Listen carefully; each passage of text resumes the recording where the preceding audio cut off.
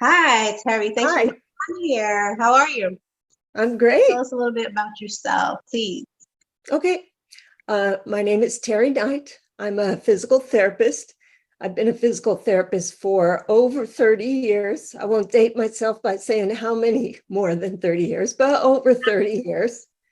Um, I went to school in Oregon. I'm a little Oregon farm girl.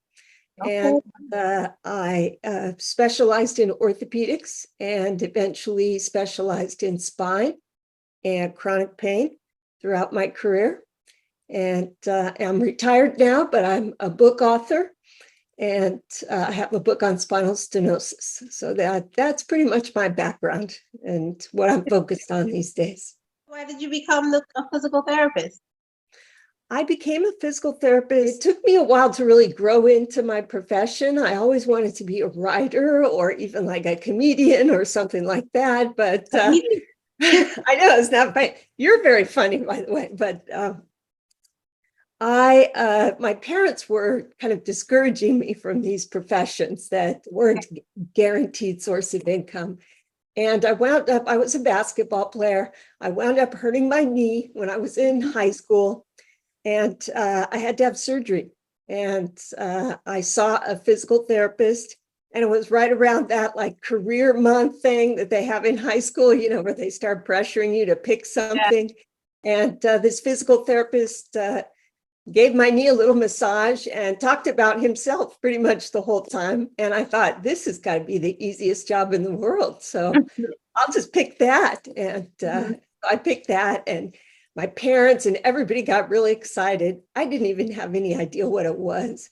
But eventually I grew into it and I realized it was a good match for me. And you're also problem solving. And it's very challenging and rewarding at the same time to help people recover from injuries and recover from persistent pain problems. Wow, Yeah. okay. That was interesting. That's a long time. So you knew from high school era, like that age. So that's Mhm. good. Yeah. You found your Yes. passion early. Oh, I was like the youngest person in my program. So, Oh, wow. Okay. What exactly is spinal stenosis? Like, clear that up, please. okay, spinal stenosis. Well, the word stenosis simply means the narrowing of any opening. Any opening. So you can have narrowing aortic stenosis, a narrowing of the major blood vessel to the heart. Okay. Or you can have intestinal stenosis, which is like not fun, not pleasant. But in the case of spinal stenosis, there's a narrowing of one of a couple of things. The spinal canal, and that is just basically this tube that the spinal cord runs down. If I say in my book, if you stack up 24 Krispy Kreme donuts, because there's 24 bones in the spine, stack up 24 donuts and then look down, you'll see that long tube running through the middle of all the donuts. That's like the spinal canal. So when that tube becomes narrow, it can create pressure on the spinal cord, or it can reduce the circulation to the spinal cord. On the sides of the spine, there are little holes where the nerves come out. And when those little holes are narrow, those holes are shaped like ears, actually. But when those are, I always say, your spine is listening because it has ears all the way up and down. Anyway, when those holes are narrowed, then there can be some pressure on the nerve. There doesn't have to be. You can have narrowing and not have pressure on the nerve. But when people are having symptoms or potentially loss of sensation or strength or balance, it can be because of that pressure that can damage the nerves and spinal cord. When you said that, I was hearing, somewhere, somehow, that there's 33 vertebrae. Oh, there are. I'm sorry. 24 of the vertebrae are separated by discs. And 9 of them are fused. Okay, so you want to talk a little bit about your book that you have out right now? Like, what's the title and why did you decide to write it? I have a copy of it. Here it is. It's called Rehab Your Own Spinal Stenosis. Strategies to Improve the Health of Your Spine. So the book is available on Amazon, and it is a book that focuses on non-surgical approaches for treating spinal stenosis. So ways to manage it without having surgery. That being said, I'm not against surgery when it's absolutely necessary. Sometimes people get the wrong message, like when they really need a surgery, they're losing strength in their leg, they're having some serious neurological issues. I'm not the person to say, hey, just wait, don't have surgery. If you need to have that surgery, you need to have it. But most people do not need surgery. Only 5 to 10% of people with this condition need to have surgery. And that's the issue, is when people first hear that they have it, they have this impression that they have to have surgery. That's the only thing that's going to help them. Yeah. And it's not their fault that they think that, because if you go to the clinic's website and it lists the treatments for spinal stenosis, the first one that they list is surgery. And the last one that they list is like physical therapy and other alternative therapies. And in my opinion, it should be flipped, because the majority do not need surgery. And so it's sending, the medical establishment sometimes sends that message to people that's very scary and can actually make them worse, because they're so scared, they stop moving, and then things start deteriorating more. So.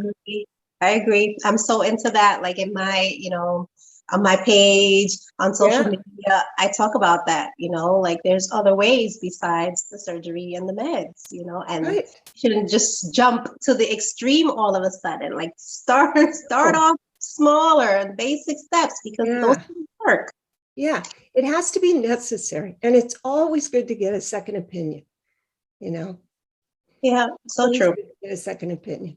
And, like for me, when I first had my diagnosis, thinking back to it, like for me, how I think now versus then, I was really like trying to push for the surgery. And I saw like three different specialists, because I'm like, I need this to happen now. But they keep telling me, you don't qualify. Like you're just not a candidate. And I'm like, well, what do I need to do to become a candidate?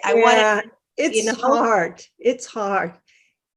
Yeah, because and if you feel like you need it and you feel like that's the only thing that's going to help, and then doctors are telling you no, patients can feel like they're being just dismissed, gaslit, or treated like dirt or whatever. And it amps up more fear. And the more fear you have, like the less likely you are to feel better.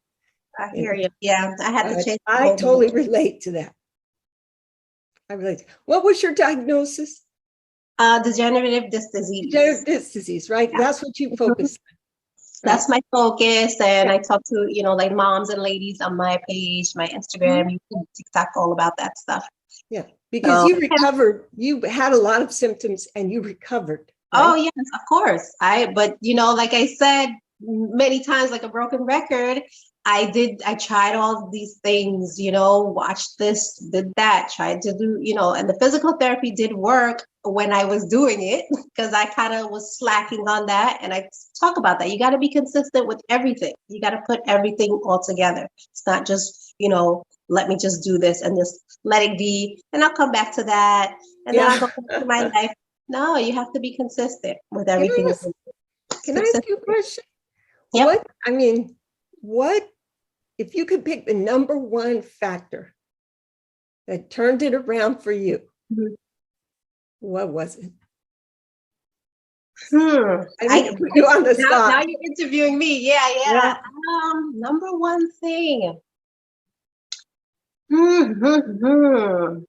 It's hard to just pick one thing. I really have to say my mindset, because I had to figure out, like I said before, I was trying this and trying that.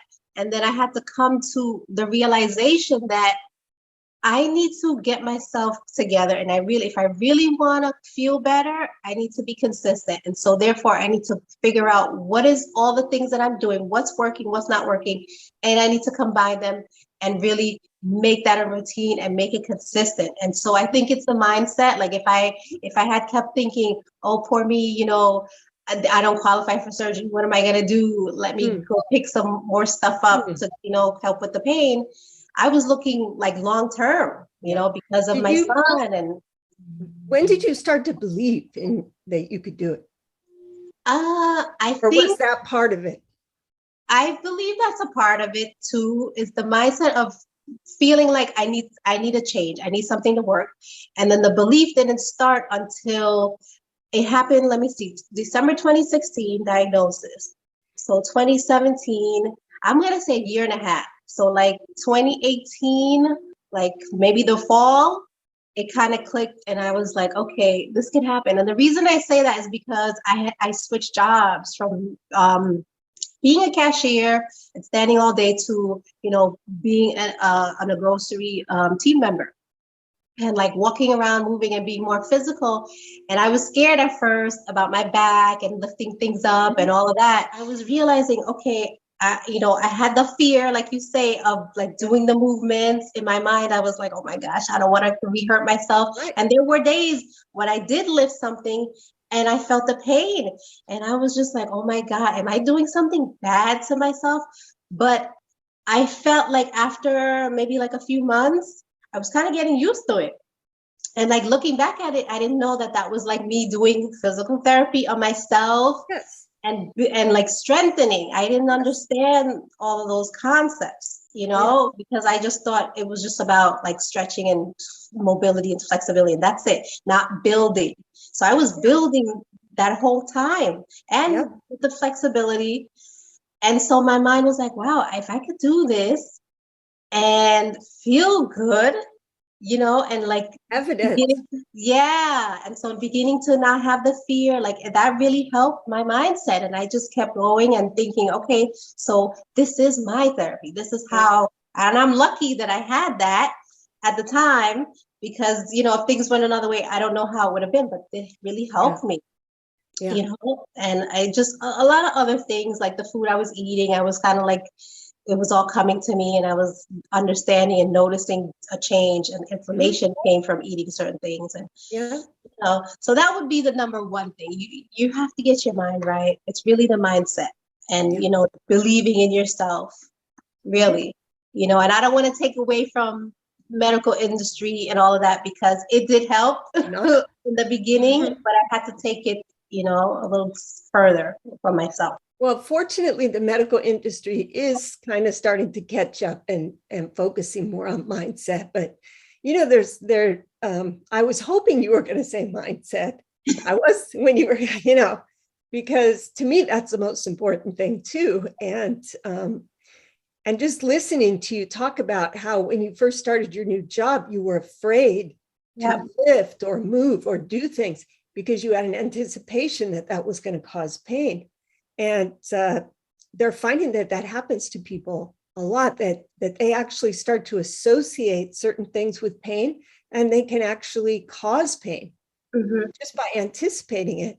I don't know if you're familiar with Pavlov's dog experiment, you know, where the guy, he rings the bell and he feeds the dog. He rings the bell, he feeds the dog. He rings the bell, he feeds the dog. Then he rings the bell and he doesn't feed the dog. But the dog's like salivating, right? There's no food, but the dog can't stop salivating. And that happens with back pain too. People start to associate lifting or bad posture with pain. And then when they have to do it, it may not even be dangerous or bad for them. Their back could be completely healed and they will still experience it reflexively. So there's a lot with mindset, and then people have to believe that it's possible to get better. If they don't believe it's possible to get better, they won't, you know. And that I think that started to happen to you almost not accidentally, but it sounds like you got really determined. Then you had this job change and you discovered, and maybe you were open to it because of your mindset. You were open to experimenting with movement. Well, let's see what happens. And then the more evidence you got that you could do things, you started to break free of that stigma, you know? Definitely. You say stigma because that's what it is, really. It You know, is. people kind of just jump into the diagnosis and they just roll with it and they keep Yep. going. Don't change much. Especially degenerative disc disease, because it's called a disease. Oh, yeah. And it's Yeah. not a disease. You say that too. It's Yes, I not a do all the disease. time. Like, people, it's not a disease. They are changes. Yeah, it's degenerative changes. And I get these messages sometimes on my social. They're like, what? And I could tell these are just maybe random people, not our people, you know, and just trying to get help. They just saw a video and they're interested. So they're like, what is DDD? What's degenerative? Yeah, They want to know. So I just explain to them, you know, what it is. Like, yeah. this is what happens when you just start to like lose your the padding between your spine. You know, that's the best way that I could like explain it to them. It's like jelly and it just starts to evaporate and slip out. And you know, what's the most important exercise that you like to use for stenosis? You know, I've been thinking about this question because I get asked this a lot, and I always say none, because I always feel like each person has to find their exercise that works for them. So that's one answer. But if I was forced into a corner and had to answer, I would choose Tai Chi as the answer. Either Tai Chi lying down, Tai Chi seated, or Tai Chi standing, depending on wherever you're at. And the reason I would choose Tai Chi is because it's a physical exercise, which is important. It's a safe exercise because you move slowly. You can't really injure yourself, or, you know, if you move very slowly and calmly. It's a very good way to teach your body that it's safe to move. And then it's a mental exercise because you're trying to stay present and aware.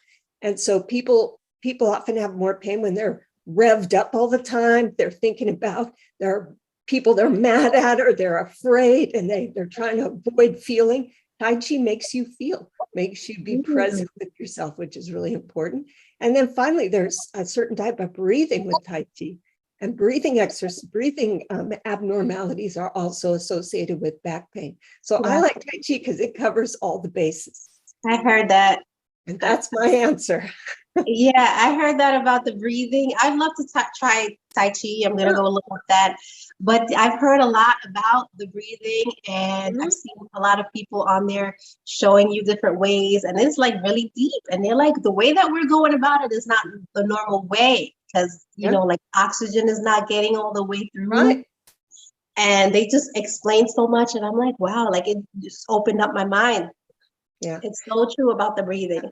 So, well, I'm a little biased because I teach Tai Chi, and but a lot of times when I have a new class, somebody will come up to me after class and say, my back was hurting when I came in, my back's not hurting now. This is amazing. I'm going to do it more. And I think Tai Chi is great for back pain, stenosis, anything. All right. Yeah, I'm going to take that. I'm stealing your ideas, and I'm going to make content. Yeah. I'd be happy to teach you some Tai Chi at any time. Yes, thank you. I'll go put that on there. Yeah, okay. We can even do an Instagram Tai Chi class with people. I would love that. Cool. I would love that. I really didn't know you did Tai Chi before, but you know, so many layers to you. I got some secrets. We're going to do that. Okay, so moving on. Okay, so what advice do you have for, you know, people like me with degenerative disc disease that were diagnosed with that, I should say?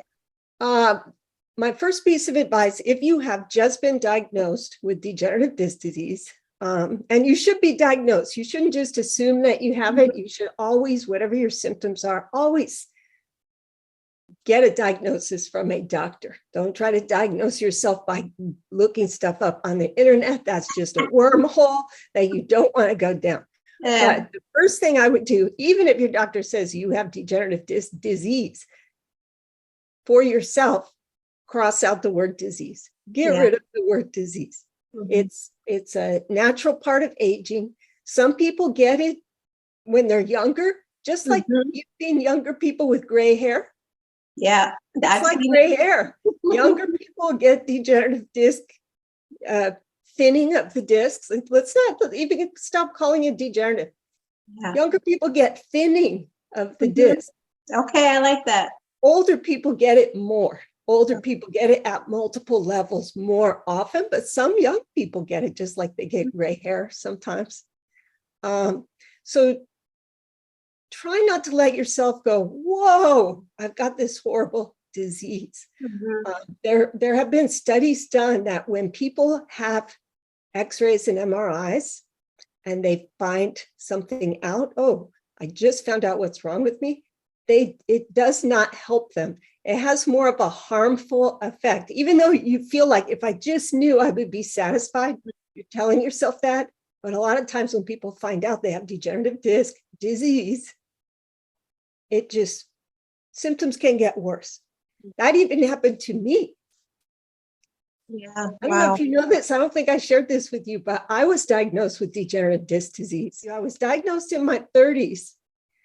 And because I was a physical therapist and I had been taught what the symptoms of degenerative disc disease were and what the progression was, like I had some symptoms before I was stiff in the morning or whatever, I had some stuff going on.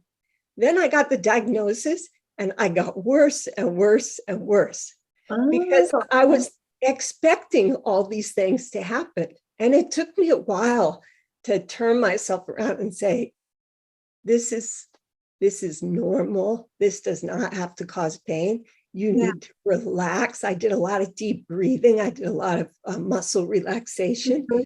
And so, healthcare professionals aren't immune to like causing their own demise. Coming back. Sometimes it can be worse for us. Yeah, it's coming back to me because I remember you said because you are in the medical field, you were already knowing certain things. Yeah. Yeah, there's actually a phenomenon where medical students start to get all the symptoms. Like as they study stuff, they start to experience all the symptoms. I mean, that's part and parcel evidence that people can start experiencing symptoms just based on what they're told they should be feeling. I mean, the mind is crazy. So yes, that's my first advice. My second advice is try to keep moving. Try to find a way to stay active, doesn't matter what it is. Find something that's pleasurable. One thing people do a lot is they think, I have to exercise. I have degenerative disc disease. And they kind of have this mindset of, I need to punish myself with exercise. Like, unless I push myself really hard, I'm never going to get better. And that's actually the opposite of what you should do. Try to find some exercise that you enjoy and then don't push yourself that hard. Do it regularly in an enjoyable way. Listen to music, breathe, relax, think pleasant thoughts. That makes a huge difference. And, try to find a physical therapist, even a psychologist or someone who can coach you, even a coach who can help you keep your mind in that positive place as you work on rehabbing yourself. That's my advice. It's a lot of advice. Sorry. Yeah, very important. No. Of course, you have to. And I didn't know that there are people out here pushing themselves like that. I'm seeing oh my gosh, other things. Oh my gosh. Yeah. The thing you said with the coaching, that's what I do. I coach people. I show them, how to go step by step with this. And I, walk them through this. And it's for 3 months. And I help them. I show them what I did. I show them how I helped other people. Yes. And, you can just look me up on my social. It's so important to find someone who can help you go step, like you said, step by step. A lot of people, they don't go step by step. They go all the way to the end. And then they get mad at themselves because they're not better. Yeah, you're disappointed because you feel like you did something wrong or it didn't work. Another thing you tried. And so you just give up. And it's like a constant cycle. So this is why I say, get somebody to help you, walk you through it step by step, and you start and you build up. So, my next question. Right. What would you change about the way we treat back pain? I think you kind of touched on it, but Yeah, I kind of did. We would stop scaring the crap out of people. Yes. Yeah. I'll give you an example because I like to talk a lot. I'm going to give one example. I know we're perfect. We're perfect. We can talk back and forth. Yeah. I had a patient who went to the dentist and she had her procedure done And it was like 3 hours. She had her mouth stuck open for 3 hours. The next morning she woke up, she could not open her mouth because, couldn't open her mouth. So she went to the doctor, and the doctor did an MRI on her jaw and called her in. I know what's wrong with you. You have degenerative disease in your jaw. You have the jaw of an 80-year-old. Oh my gosh. And the patient's like, what? Oh my God, I'll never talk again. I'm going to need surgery. I may have to send you to a surgeon. That's the doctor. It's scaring her. Wow. And he sends her to me. And I get this story. And I'm like, okay, first of all, when you hold your jaw open in the dentist's office, that does not cause degenerative. Yeah. So you had that before you went to the dentist. Could you laugh before? Could you talk before? Could you eat before? Yes, I could. Could you smile before? Yes, I could. Guess what? You just had your mouth open for 3 hours and your muscles locked up. Yeah. And you're going to get better. And she's like, but I have the jaw of an 80-year-old. I said, this is what I want you to do. Go to the nursing home today at lunch or go at dinner and watch the 80-year-olds eat. Yeah. They are going to town. 80-year-old jaws can eat. They can laugh. Have you ever seen an older person yawn? They can yawn, There's no reason to say that, You scare people. Yeah. And that's what I would change. I would have a class for all providers, doctors, PTs, everybody. There should be a special class on how not to scare the crap out of your patient. I like they have a chance to get better. Yeah. So do you think back pain involves the mind and the body? Like we spoke a little bit about that because I kind of mentioned it a lot. Mind and body connection. Like what Absolutely. are your views? Well, we wouldn't be able to move our body at all if we didn't have a brain. So there's definitely a big connection. But yes, absolutely. It's just like what I was talking about with Pavlov's dog, et cetera. Yeah. There's also some new studies coming out that are even more kind of blowing my mind about the connection between the brain and pain. And there was a study that was in the Journal of American Psychiatry in 2021. I think they used this type of therapy called pain reprocessing therapy. All you do is talk to the person and help the person reduce their fear of movement and their fear of their diagnosis and let them know that they're safe. That's the basis. I mean, I'm simplifying it, but that's the basis of the therapy, okay? So they studied 50 people. I think there were 50 people that got this type of therapy, and then some other people got placebo, whatever. The people that got this type of therapy, they just had chronic back pain, so it's very specific. 98% got better. I believe it. I don't know if you know how hard it is for physical therapists and doctors. Chronic pain is a problem. They struggle with getting people better. But with this study, 98% got better. 73% were like totally pain-free or within like 1 point of being totally pain-free. Wow. That's not like a result that anybody ever sees with chronic pain. It's extreme. Amazing.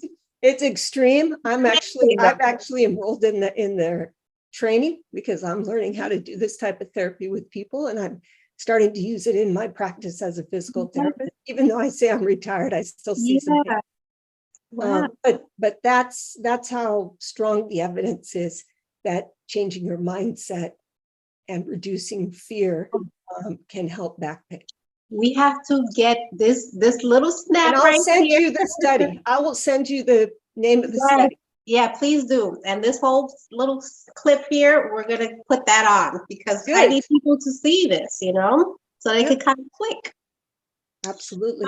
Okay, so, all right. So have you seen, I know that you have, but have you seen people healed from stenosis, or DDD, and then how do they deal with it, for the rest, or do they think that they have to deal with it for the rest of their lives? Okay. So the first part, have I seen people heal? It depends on the definition of heal. Okay. Because heal would be like, is their stenosis gone? Like, maybe in some cases, no. Have I ever seen someone heal from stenosis in the sense that their symptoms go away? Yes, I see it all the time. I see it a lot. Sometimes very dramatically, like 2 or 3 visits, and sometimes it just gradually happens over time. Okay. When stenosis is caused by a disc herniation, I think that gives people a really good chance to get better, because disc herniations often shrink over time. They get smaller, so the space can get bigger in people with stenosis. A lot of people are under the impression that once you have that narrowed space, it's not going to open back up again, but it can. Okay, depending on some soft tissue changes in there, it can. It's a small percentage, but it does happen. It does happen. But definitely the symptoms. Degenerative disc disease, again, can the disc grow back or get bigger? It really doesn't. I mean, the disc kind of changes height. I've got to make it so the disc changes height often on kind of throughout the day. But when the disc is thinned, I'm going to start calling it disc thinning, because I hate that word, degenerative disc disease. When the disc is thinned, it tends to pretty much stay that way. Okay. And it doesn't really come back. But the good news is that you can have like no disc at all. You can have bone on bone and not have pain. And I know this because I have bone on bone on my x-ray. My disc gradually went away, thinned, and then it went away. And now the bones have fused together. They've grown together. Wow. And I do not have pain. Okay. So that's another thing that doctors say that scare people. You have bone on bone in your spine. And everyone's like, ooh, you know. And it is scary. And sometimes, grinding, it sounds, it can be painful, but it's not always painful. Some people just don't feel it. And trust me, the more mellow and relaxed you are, the less. And I'm going to say it's the lifestyle. When you know to do things differently, it helps you. It's your lifestyle, Yeah. But yes, I've seen people get better. I've had patients get better. And with degenerative disc disease, I will say, and I keep saying that, with disc thinning, I do find the more you move, the more you relax and move, the better. It's better. Okay. This is like a random question that just came to my mind, because I hear about the disc herniation and then the bulging, and I'm like, well, isn't it basically kind of like the same thing? It is. It is. But there are some different definitions. So a herniation, actually, to be a bulge, I don't know if I can draw a drawing. You see that? Okay, there's like a disc. So a bulge, I kind of drew it like, if it sticks out a little bit, it's a bulge. Okay. But if it sticks out a little bit more, it's a herniation. Got it. And if it goes a little more, it's going to be a protrusion. If it breaks off, then you've got if it goes way out, it's like extrusion, and breaks off, it's sequestered. There's different definitions of it. But a lot of people say, somebody said to me the other day, I thought I had a bulge, but I found out I had a herniation. Yeah. And they're like freaking out. And it's like, it's okay. Guess what? Your symptoms are more important than what's on that picture. And herniations shrink over time. They can get smaller, and doesn't mean you have to have symptoms. So that's a great question. I had the bulging, and I at that time didn't know what that meant. Well, I can get you, I don't have it in front of me, but I can get you a paper that defines exactly how much the disc has to stick out to be each one of those things. So if your people are interested in that, possibly. Or possibly not. No, because sometimes there's like a combination of things. So I'll hear the degeneration, but then this also occurred, and they have all these other diagnoses together too. Usually, it's never just one. From what I've seen, there's always something else attached. And it depends where the disc, it depends where the herniation is. Look, I have like a little spine. I don't know if you can see that. I see But it. this is where the spinal cord runs through, Yeah. right through there. Uh-huh. So if your disc is sticking right here, out this way, it's going into the spinal canal. If it's sticking out over here, it's not touching anything. It could like be way out there. It's not bothering anything because the nerves are over here and over here. So it depends. The location. Yeah. The real estate agent says location. It depends on where the location is. All right. I'm glad you showed me that. The little diagram in my mind. I can picture that now. It makes sense. It makes sense. Okay. So next one. Okay, so where can we get your book? And I know you said a little bit about that already. And is there an audiobook to that? Is there an audiobook? Yes. Yes, the audiobook is in production. Okay. And the audiobook is planned for release on August 31st. And keeping my fingers crossed that we stay on schedule. But I have recorded it, which is a little nerve-wracking. I'm not used to, reading out loud into a microphone for hours and hours. It was a little hard. Yeah, I remember you said the voice. Yes, it's amazing that you were able to do that and get it in audio. Absolutely. Because you could be washing or doing your stuff, driving and listening to it. It helps people to read. Absolutely. So the book is available on Amazon, Barnes and Noble, I think Target, Walmart websites. Yeah. And it's being translated into Spanish. Okay. You can always go to my website, which is rehabspinalstenosis.com, rehabspinalstenosis.com, and you can click to buy the book. It'll just take you to Amazon. There's a Kindle. So if you don't want to fork over $20, there's a cheaper Kindle.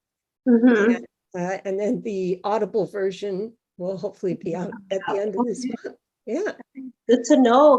I got to get my versions of that. Is there anything else that you want to add that I just didn't mention if there's anything else I want to add, I just want to say that spinal stenosis, it has a sound to it that sounds like a rare disorder, but it's actually very common. And, as many as up to like 70% of people over 60 have some degree of spinal stenosis. And the severity matters. You can have back pain, et cetera, with mild stenosis, but it's usually not going to cause spinal cord damage, or nerve damage. That happens when stenosis is much more severe. And even with severe, sometimes the cord stays healthy. It's something that we don't always understand. But one thing that I understand is the healthier you are, the better chance you have of having a good circulation to your spine, non-smoking, moving, breathing, all that stuff improves circulation to your spine. And when you have good circulation to your spine, that would include your spinal cord. And so that's the last thing I want to say is just think about being as healthy as you can. I totally agree with that. I'm glad you said that. Like nutrition, like you say, nutrition, Yes. Nutrition, and my thing is mindset, nutrition, routine. So your mindset, what you put inside your body, and how you go about your day to day, it's a whole lifestyle change, and like spirituality on top of that too. Spirituality on top of it. Yeah. So I'm glad you said that. And I'm so happy that you came on here. Thank you for this interview. And we're going to get together to do, our live on Instagram. Yeah, we'll plan like some short little lives on, we could do a short little Tai Chi live or a little informational little thing that's quick. Like a Q&A for people. Okay, you're giving me ideas. I love it. All right. I'm going to put this together.